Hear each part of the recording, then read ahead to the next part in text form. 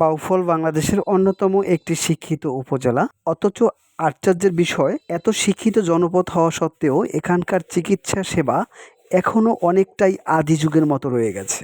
এই উপজেলায় মোট জনসংখ্যা ৩,০৪,২৮৪ জন।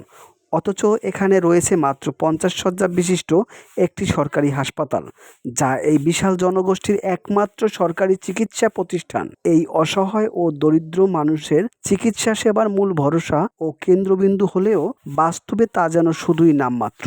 এই হাসপাতালের জরুরি বিভাগে শুধুমাত্র প্রাথমিক চিকিৎসা দেয়া হয়, কিন্তু এরপর যখন কোনো রোগী ভর্তি করা হয় তখন ওয়ার্ডে ডাক্তার আর মিলে না। মূলত নার্সদের উপর নির্ভর করে চলে ভর্তি রোগীদের চিকিৎসা ও তদারক। অথচ সরকারের পক্ষ থেকে উপজেলা স্বাস্থ্য কমপ্লেক্স সমূহে চিকিৎসা সেবাকে গুরুত্বের সঙ্গে বিবেচনা করা হয়। এই স্বাস্থ্য কমপ্লেক্সগুলোর উদ্দেশ্য হচ্ছে তৃণমূল পর্যায়ে, বিশেষ করে গ্রামীণ জনগণের জন্য মানসম্মত ও সাশ্রয়ী স্বাস্থ্য সেবা নিশ্চিত করা। এটি প্রাথমিক স্বাস্থ্য সেবার কেন্দ্রবিন্দু এবং গুরুতর অসুস্থ রোগীদের জন্য তাৎক্ষণিক সহায়তা পাওয়ার একটি নির্ভরযোগ্য স্থান হওয়ার কথা। কিন্তু বাস্তব চিত্র সম্পূর্ণ ভিন্ন।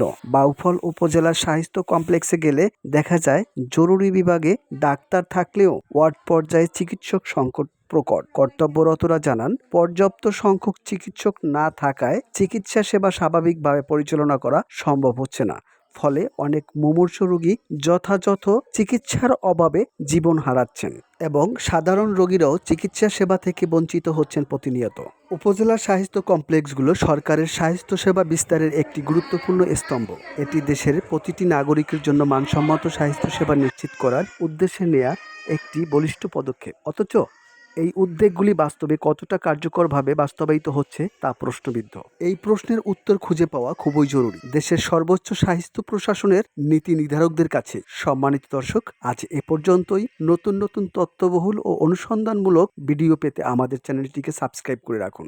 দেখা হবে পরবর্তী ভিডিওতে। ততক্ষণ পর্যন্ত মহান আল্লাহ তাআলা সকলকে সুস্থ ও নিরাপদ রাখুক। আল্লাহ হাফেজ।